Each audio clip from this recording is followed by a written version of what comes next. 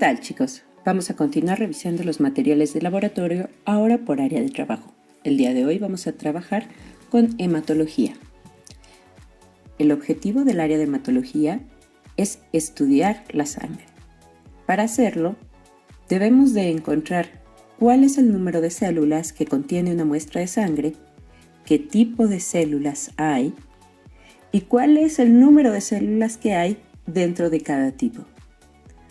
No solo eso, sino que también debemos observar qué estado de desarrollo tienen las células que observamos, es decir, si son células maduras o inmaduras, y también si tienen alguna anormalidad.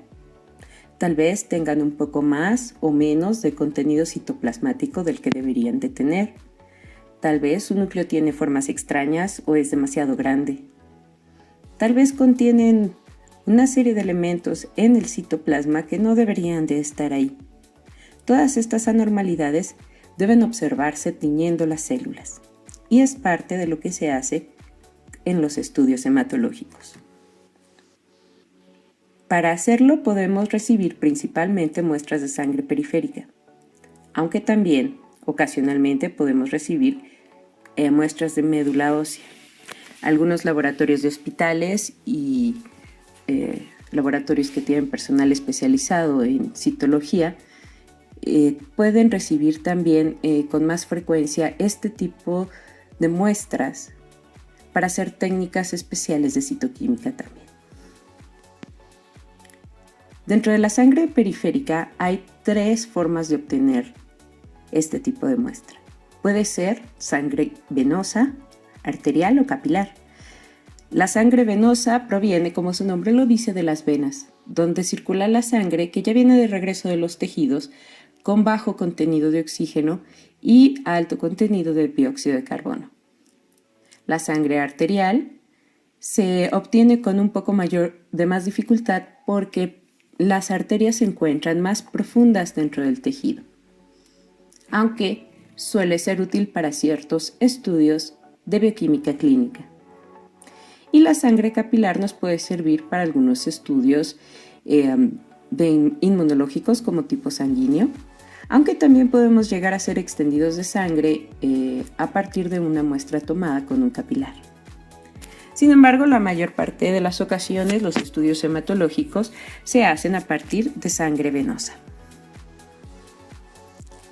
Es conveniente que conozcan el tejido que se estudia en esta área de trabajo, puesto que de eso dependen los estudios que se hacen y el tipo de materiales que utilizamos para la toma de muestra.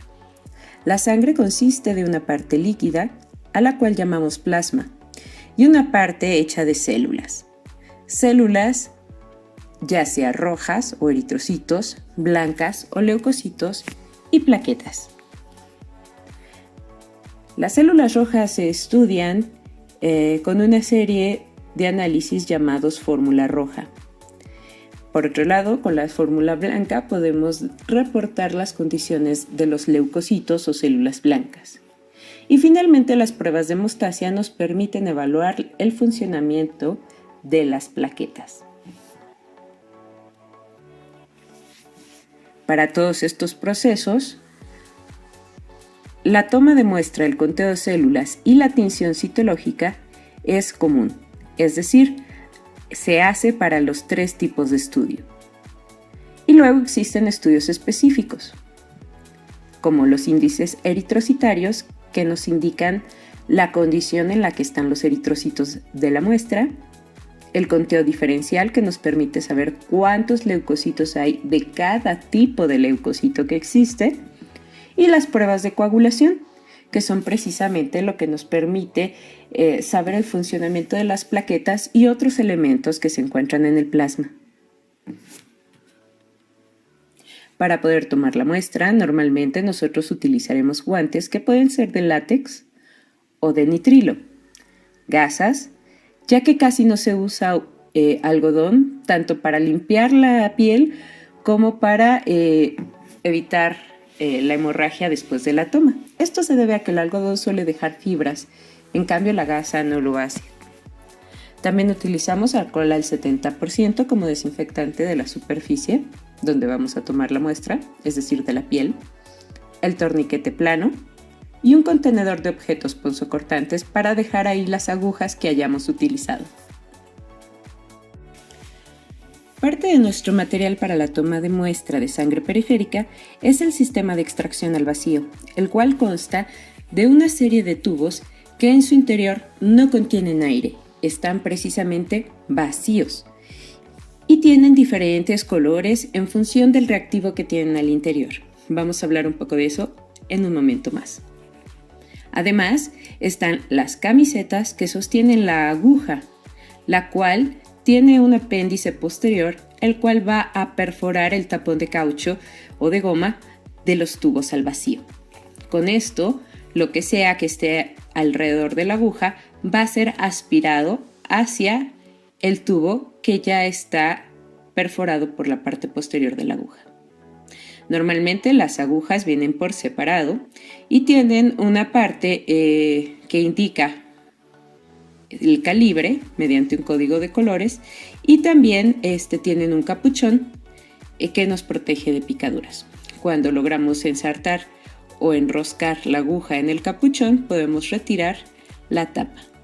Y también puede haber otro tipo de agujas y mariposas de las cuales ustedes me van a hablar más adelante. Por supuesto, existe también la aguja hipodérmica, que era hasta hace no tanto tiempo el instrumento más común para la toma de muestra de sangre periférica. Sin embargo, la jeringa hipodérmica está cada vez más en desuso debido a que, comparado con los métodos modernos de extracción al vacío, la jeringa representa mucho más riesgo tanto para la persona que está tomando la muestra como para el paciente. Aquí están los elementos de un sistema de extracción al vacío. Está la aguja, ya sin sus tapas, el holder, capuchón o camisa, cualquiera de los tres nombres es correcto. En este caso, esta versión contiene además una tapa que al terminar de sacar la muestra nos puede servir para cubrir la aguja y no sufrir accidentes con ella. Y además también está el tubo al vacío, que normalmente viene por separado. Estos tres elementos se ensamblan de la siguiente manera. Todavía tapada, la aguja se enrosca en el holder o capuchón, vigilando que quede bien firme. Se hace la punción en el paciente, al cual ya le ha desinfectado la piel, por supuesto, y ubicado la vena perfectamente, y ya con la aguja en vena, entonces se empuja el tubo en el interior del capuchón, haciendo que la parte posterior de la aguja perfore la parte de goma del tapón del tubo. Para asegurarse que se rompa el vacío, esa parte de la aguja debe atravesar completamente la parte de goma del capuchón. Por lo tanto, debemos dar un último empujón, asegurándonos de que la parte posterior sea visible.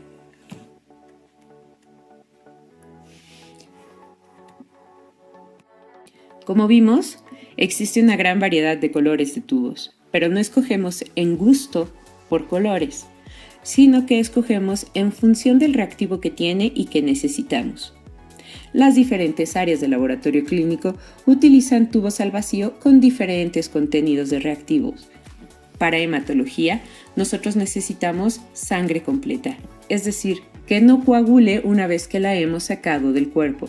Esto es porque el coágulo atraparía células y de esa manera se alterarían las cuentas de lo que nosotros viéramos en el microscopio o en los aparatos que hacen el conteo celular. Para evitar la formación del coágulo, los sistemas de extracción al vacío cuentan con varios anticoagulantes. En el caso de hematología, nosotros podemos hacer uso del etilendiaminotetracetato de potasio y el citrato de sodio. Este compuesto tiene un nombre demasiado largo, por lo que por lo general siempre le llamamos por sus abreviaturas EDTA. El EDTA puede venir con 2 o 3 átomos de potasio asociados a su molécula. Para algunas aplicaciones como el conteo normal, las pruebas más comunes, cualquiera de los dos es lo suficientemente bueno. Para algunas aplicaciones especiales, como lo que tiene que ver con banco de sangre, suele ser más eficiente el EDTA con 3 átomos de potasio. Y a veces esta variante, que es solamente con estos 3 potasios, tiene un color rosa más claro. En otras áreas donde se buscan parásitos y bacterias por técnicas de biología molecular, además del EDTA con 2 átomos de potasio, también el tubo suele contener un gel separador en la parte inferior. Y eso permite obtener una mayor cantidad de ácidos nucleicos, que es lo que se busca en el área de biología molecular. El citrato de sodio, a diferentes concentraciones, pero siempre entre 3 y el 4%, permite la determinación de los factores de coagulación en sangre. Es decir, nosotros utilizamos citrato de sodio cuando vamos a hacer pruebas de hemostasia. Cuando no son esas pruebas y son pruebas de fórmula roja o fórmula blanca, entonces usamos el EDTA. Existe una variante de tubos con citrato, que es los que contienen CETAT. El CETAT son las siglas para citrato de sodio, teofilina, adenosina y dipiridamol.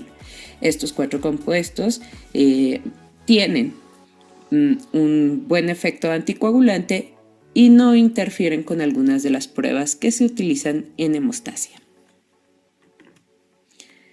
Para que la sangre pueda evitar la formación del coágulo, tiene que mezclarse muy bien con los compuestos químicos que mencionamos y que se encuentran impregnados en las paredes del tubo.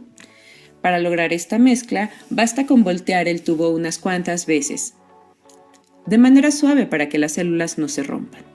Cuando tenemos muchos tubos, eso podría tomarnos demasiado tiempo, así es que hay algunos mezcladores como estos que tienen canales donde caben los tubos, o incluso estos soportes en forma de rueda de la fortuna, donde cada uno de los tubos tiene su lugar y al ir dando vueltas la sangre va a ir recorriendo todas las paredes del tubo. Este movimiento es un movimiento suave de un lado a otro, porque de lo contrario podríamos dañar las células y empezar a ver alteraciones que en realidad no existen en el paciente. Otro material que es exclusivo de esta área, dentro de las áreas de laboratorio clínico, es el hematocitómetro o cámara de Neubauer.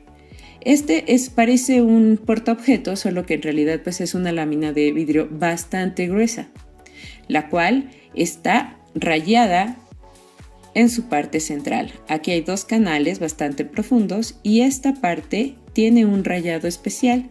En esta foto aparece metálica, pero realmente no lo es. Es transparente porque de hecho esto se utiliza para ver en el microscopio, de manera que tiene que permitir el paso de luz. Sin embargo, cuando lo observamos al microscopio, pues nosotros vamos a ver que esa parte del vidrio se encuentra rayada de esta manera. Esta cuadrícula permite la formación de áreas de diferente tamaño. Por ejemplo, estos cuadros, que es equivalente a este de aquí de la esquina, y otros, en total 9, tiene un área cada uno de ellos de 1 por 1 milímetro y le cabe un volumen pequeño, pero el más grande de todos los cuadros, que es el de 100 nanolitros.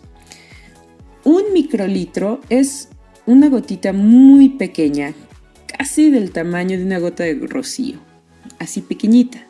Si a esa gota además la dividen en 1000 partes, entonces cada una de esas partes va a ser un nanolitro. 100 de esos nanolitros caben en este espacio. También están estos cuadros más pequeños que resultan de dividir en 16 cuadritos, este que acabamos de ver, y entonces ahí le caben solamente 6.25 nanolitros. El cuadro central es especial porque, a diferencia de los de las esquinas, este cuadro está dividido en 25 cuadritos, 5 de ancho y 5 de alto.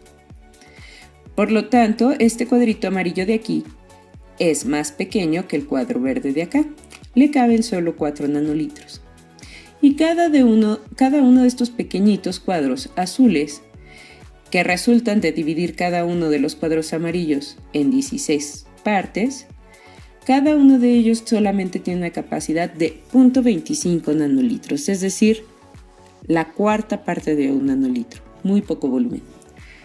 Entendamos que este es un grabado plano que está sobre la superficie del vidrio. pero arriba de este hematocitómetro por lo general ponemos un cubreobjetos, el cual alcanza perfectamente a apoyarse en estas partes. Y entre el portaobjetos y esta parte que está rayada queda un pequeño espacio. Entonces el volumen al que se refieren aquí es el volumen que llega desde la parte rayada hasta el cubreobjetos y aparte abarca toda esta área marcada. Para lograr poner aquí la muestra de sangre es importante primero tomar una cantidad específica de células de la muestra de sangre y además diluirla, puesto que en realidad la sangre contiene un número tan grande de las células que si lo pusiéramos aquí, todas las células saturarían este espacio y sería muy difícil contarlas. Así que para diluirla podemos usar las pipetas de toma. Son pipetas volumétricas. Tienen aquí el bulbo, que es típico de una pipeta volumétrica, por lo tanto son de alta precisión. Existen dos pipetas en función de si se van a usar con glóbulos rojos o con glóbulos blancos. Los glóbulos rojos o eritrocitos son mucho más abundantes en la sangre, por lo tanto tienen que diluirse más. Y precisamente por eso el bulbo de la pipeta con la perlita que está aquí adentro, roja, es más grande. Eso permite utilizar más diluyente y por lo tanto permite diluir más los glóbulos rojos de manera que los podamos contar cómodamente en este rayado. La pipeta para glóbulos blancos se identifica porque esta pequeña pieza que está en el interior del bulbo es blanca y porque el bulbo es más pequeño. Esto es porque los glóbulos blancos son menos abundantes y no hay necesidad de diluirlos tanto como los rojos. Para tomar la muestra con estas pipetas, se coloca una manguera de látex que al otro lado tiene una boquilla. Esta boquilla plástica está hecha para que con los dientes la tomen y succionen con la boca. La misma boquilla evita que ustedes tengan contacto con sangre en caso de que se les pasara un poco hacia la manguera, aunque eso no debería de pasar nunca y ahorita les explico por qué. Una vez que tomamos la muestra con las pipetas y la diluimos con ayuda de este bulbo y la perlita que está aquí, podemos colocar una gota de la mezcla en el espacio que está entre el portaobjetos y el cubreobjetos y entonces las células se van a distribuir en el rayado. De manera que nosotros podemos utilizar los cuadros como referencia para saber cuáles células hemos contado y cuáles todavía no.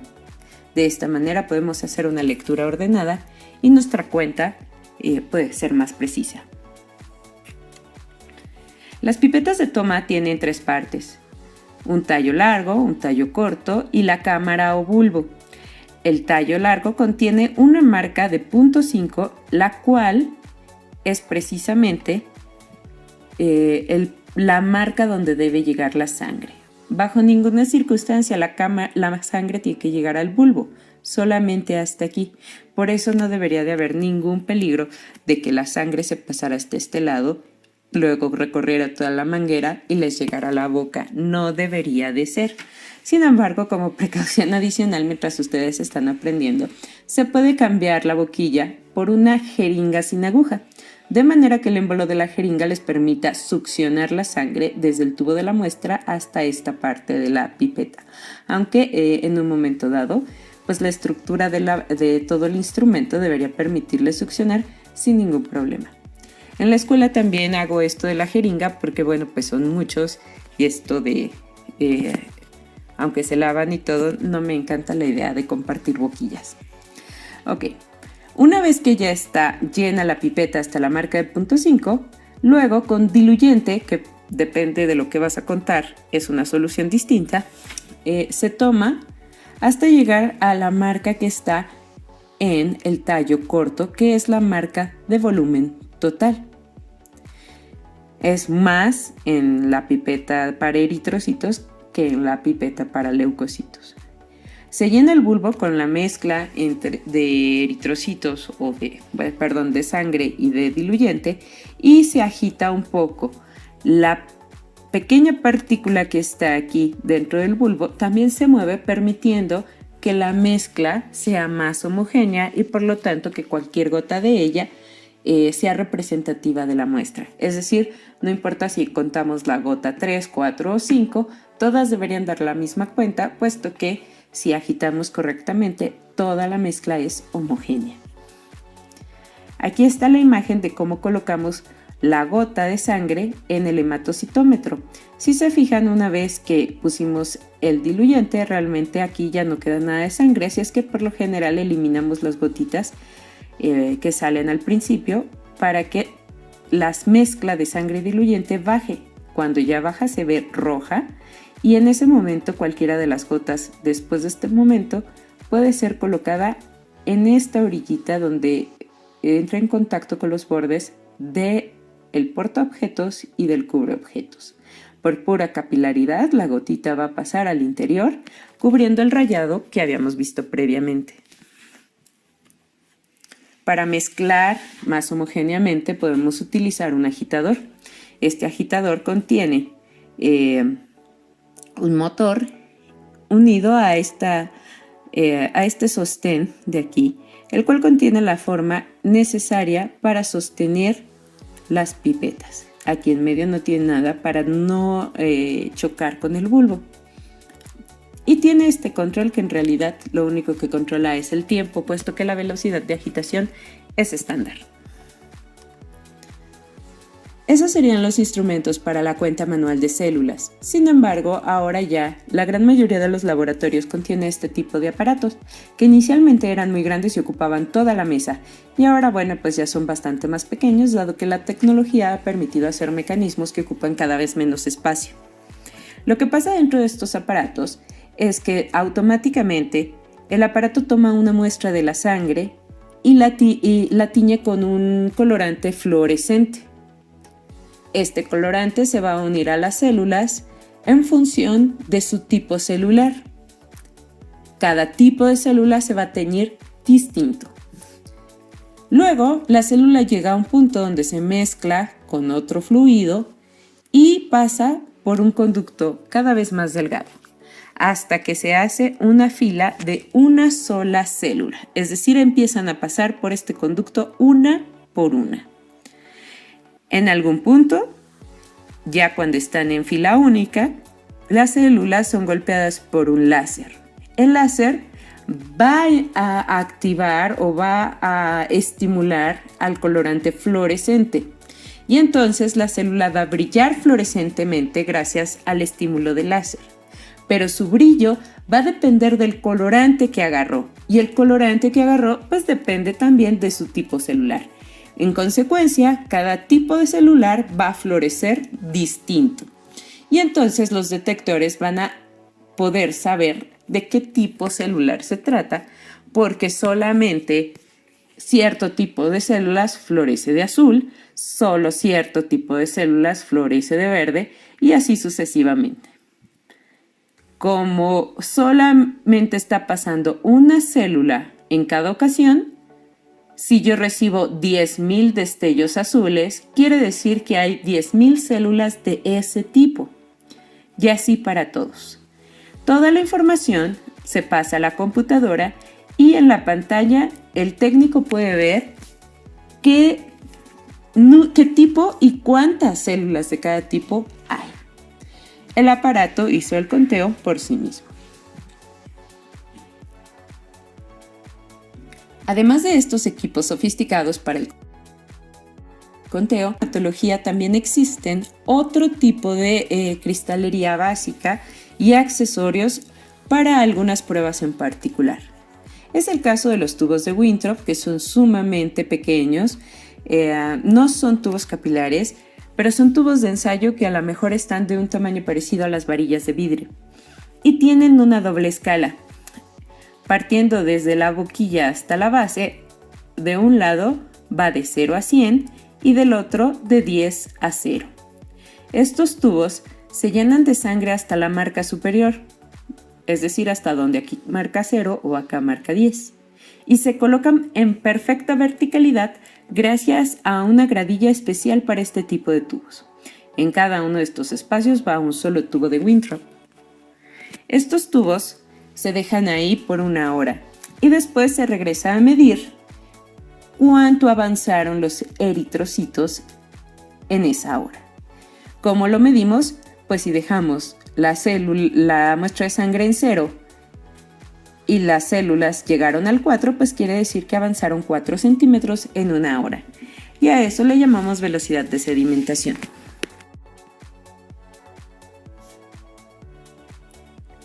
La otra escala me permite saber qué porcentaje de eritrocitos hay en la muestra, es decir, de células rojas. Si yo he visto que ya la sedimentación no sigue avanzando, es decir, que ya llegó hasta el fondo, o puedo centrifugar estos tubos después de haber medido la velocidad de sedimentación, puedo ver en la escala que va desde la boquilla a 10 hasta 0 en la base, entonces voy a saber el porcentaje. Si llega en la otra llega a 4, aquí va la altura semejante en la otra escala es 6, y entonces quiere decir que hay un 60% de eritrocitos, lo cual no es muy normal, pero bueno, solo era un valor de ejemplo. Entonces, estos tipos nos permiten medir tanto velocidad de sedimentación como porcentaje de eritrocitos, lo cual son todas pruebas para evaluar la condición de las células rojas. Esto también se puede medir en otro tipo de tubos que se llaman tubos capilares. Son sumamente delgaditos y están huecos, nos permiten llenarlos con una muy escasa cantidad de sangre, y una vez que se han llenado se sella uno de los extremos con fuego y se centrifugan en esta centrífuga especial que es para tubos capilares. Si se fijan, este rotor no tiene camisas para tubos, sino que tiene estas delgaditas ranuras alrededor del eje del rotor. En cada una de estas va uno de estos tubos bien sellado y entonces se pone a girar, a centrifugar, y dentro del tubo las células van a ir al fondo sellado. Si no está bien sellado, la muestra va a salir completamente y va a manchar por completo nuestra centrífuga, así es que es muy importante que los tubos estén bien sellados antes de ponerlos aquí. Cuando ha salido el tubo, nosotros podemos medir en una escala el porcentaje de células rojas que estaba dentro de la muestra. Por supuesto, dentro de la hematología tenemos que estreñir las células para poderlas observar al microscopio y reportar cualquier anormalidad. Para ellos se encuentra el portaobjetos, donde colocaremos un extendido o frotis de sangre.